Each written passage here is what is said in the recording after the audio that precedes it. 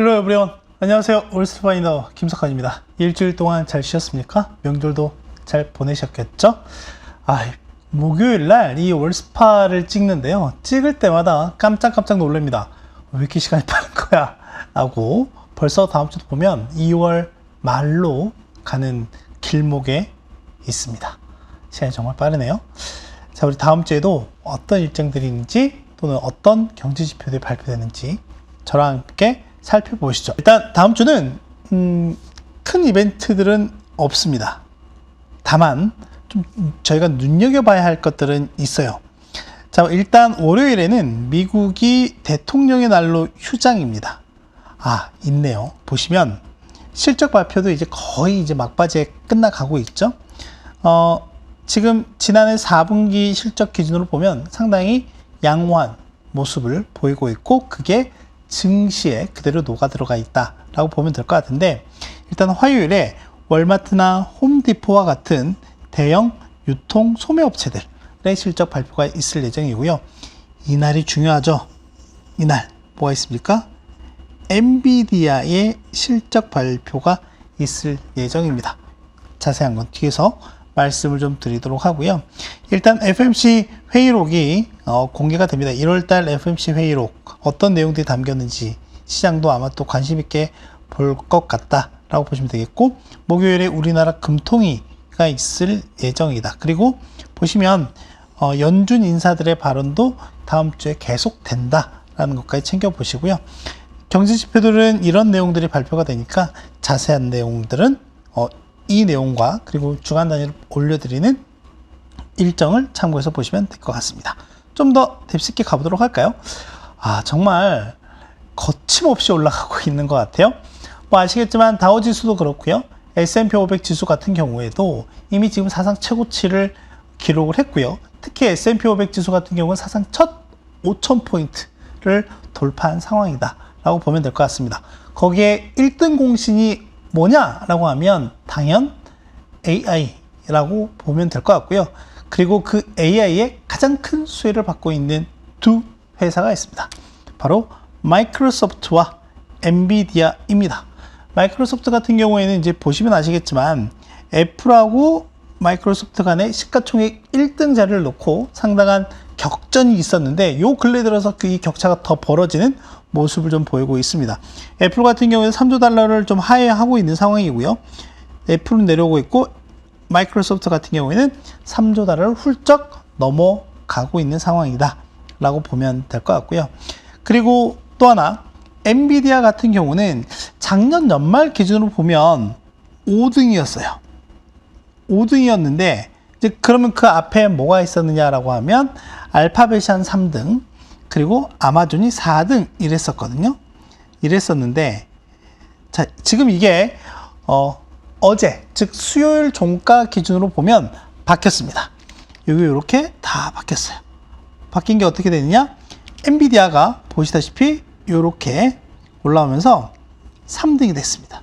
시가총액 3등까지 올라왔어요. 1조 8,250억 달러. 거의 지금 이제 2조 달러의 목전까지 와 있는 상황이고, 시장에서는 조만간 또 2조 달러를 터치하지 않을까에 대한 기대감이 매우 높아져 있는 상황이다 라고 보시면 될 것 같습니다. 거기에다가 다음 주에 실적 발표를 합니다. 언제? 21일 장 마감 이후에 하거든요. 장 마감 이후에 하는데, 한번 보시죠 여러분. 뭐냐면 지금 실제 저희가 AI와 관련해서 시장이 핫한 이슈화가 됐던 계기가 바로 오픈 AI라고 하는 곳에서 챗 GPT라고 하는 거를 2022년 12월에 베타 서비스를 내놓으면서부터잖아요. 그 이후에 엔비디아의 주가가 무려 4.4배나 올랐습니다. 4.4배나 올랐고요. 지금 주가가 790달러를 상회하고 있는 상황이죠. 시장에서는 평균적으로 평균 목표 주가가 대략 한 780달러 정도를 보거든요. 그러니까 지금 이 평균을 상회하고 있는 상황이고, 일부 하우스에서는 엊그저께 같은 경우에는 UBS 같은 경우가 목표 주가를 850달러로 높였고요. 일부 하우스에서도 보면 $1000 이렇게까지 보는 데도 있더라라는 걸로 보시면 될 것 같습니다. 아무튼 시장에 미국 월가에서 보는 엔비디아의 평균 목표 주가는 대략 $780 정도인데 이미 목표 주가를 좀 상회하고 있는 상황이다 라고 보면 될 것 같고, 그러면 결국에 이렇게 올라가는 게 AI라고 하는 것도 있긴 하지만 실적이거든요. 수익성과 성장성이 보였기 때문에 그런 거예요. 그리고 이제 지금 보시면 이제 여기서부터가 드라마틱하게 올라가는 거죠. 2024년 현재 시점에서 보면, 그리고 이제 이거 같은 이제 추정치이긴 한데, 보시다시피 이게 이렇게 드라마틱하게 매출도 올라가는 모습을 보이고 있고요. 그리고 이익도 급격하게 올라가는 모습을 보이고 있더라. 그러니까 시장이 환호할 수밖에 없는 거고 상당수의 자금들이 쏠릴 수밖에 없는 거죠. 그렇죠? 그래서 지금 보면 주당 순이익 같은 경우도 보면 이전에는 대략 한 3불 내지 4불 대에서 움직이다가 지금 24년, 25년, 26년 추정치가 무려 이렇게 뛰는 모습이 나타나고 있죠. 네, 어마어마한 속도인 것 같습니다.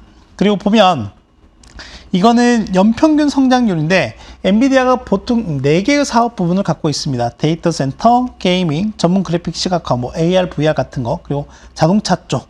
이게 이제 4개가 주요한 사업부다라고 보면 될 것 같은데, 최근 10년 동안, 그러니까 지금 2024년에서 26년 같은 경우에는 추정치이긴 합니다. 추정치이긴 한데, 뭐 일단 2024년 기준으로 보더라도 이미 3분기까지 끝났고, 이제 마지막 4분기 실적 발표가 나올 예정이기 때문에 결국엔 이 추정치가 거의 맞다라고 본다라고 하면 25년, 26년에도 우상향하는 그래프 그대로 이어질 텐데, 그래서 이 추정치가 있는 24년부터 26년까지 포함해서 최근 10년 동안에 각 사업 부분별 평균, 연평균 성장률을 보니까 데이터 센터는 76%입니다. 그리고 전체 매출에서 상당 부분을 차지한다라고 보면 될 것 같습니다. 그래서 게이밍 쪽도 성장을 하고 있긴 하지만 성장 속도 자체가 이 데이터 센터를 쫓아가지 못하고 있다 라고 보면 될 것 같고, 이제 이런 부분들이 실제 GPU를 중심으로 한 AI 칩 매출이 급격하게 늘어난 원인 때문에 그렇다라고 보면 될 것 같습니다. 그래서 다음 주에 시장의 관심은 아마 엔비디아 실적에 집중되어 있을 것 같습니다. 자, 이제 그러면 좀 매크로한 내용으로 좀 돌아와서 1월달 소비자 물가지수, 특히 미국의 소비자 물가지수가 발표가 됐는데 쇼크였어요. 이제 이것 때문에 시장에 한번 출렁거림이 있었죠. 근데 왜 그렇게 그럼 출렁거렸을까라고 본다라고 하면 결국엔 시장과 연준 간에 보고 있는 바, 즉 괴리가 그동안 좀 발생했던 부분들이 있었어요. 그 괴리라고 하는 거는 금리 인하의 시기와 폭, 이런 부분들이었거든요. 근데 1월 소비자 물가 지수가 시장 예상을 모두 상회하는 결과가 나오다 보니까 실제 이런 부분들은 시장이 좀 쇼크로 받아들였다라고 보면 될 것 같고, 그러다 보니까 상당히 좀 경직적인 물가 움직임이 지속될 가능성이 높다라고 하는 거죠. 그러면 방금 말씀드렸던 것처럼 금리 인하를 하긴 할 텐데 폭과 이 시기 관련한 부분에서 보면 시장이 기대했던 것보다 더 늦어지거나 또는 금리 인하의 폭 자체도 줄어들었기 때문에 그런 거겠죠. 그래서 지금 보시면 결국에 이제 중요한 게 서비스 물가가 매우 중요하다라고 하는 거죠. 물론 주거비 물가도 매우 중요합니다. 그래서 지금 1월 기준으로 헤드라인 물가가 전년 대비 3.1% 증가하는 모습을 보였는데, 여기에 기여한 항목들을 보니까 주거비 물가가 2.1%포인트이고 서비스 물가가, 주거비를 제외한 서비스 물가가 1.0%포인트이다. 그러니까 이 두 개에 의해서 매우 경직적인 물가 움직임들이 나타나고 있다라고 하는 거죠. 이 옆에 있는 그림은 뭐냐면 미국에서 주요한 주거비 물가를 확인할 수 있는 지표들입니다. 그리고 기본적으로 이 세 개의 지표와 여기 소비자 물가 지수 내에 있는 등가 임대료 같은 경우에는 평균적으로 한 12개월 정도의 레깅이 발생하거든요. 레깅? 그러니까 소비자 물가가 좀 더 늦게 반영을 하게 되는 거죠. 시차가 있기 때문에. 그래서 그걸 조정을 한 겁니다. 그 시차를 조정한 움직임인데, 보시면 물가지수, 그러니까 주거비 관련한 물가가 앞으로 당분간은 좀 더 내려올 가능성이 있어요.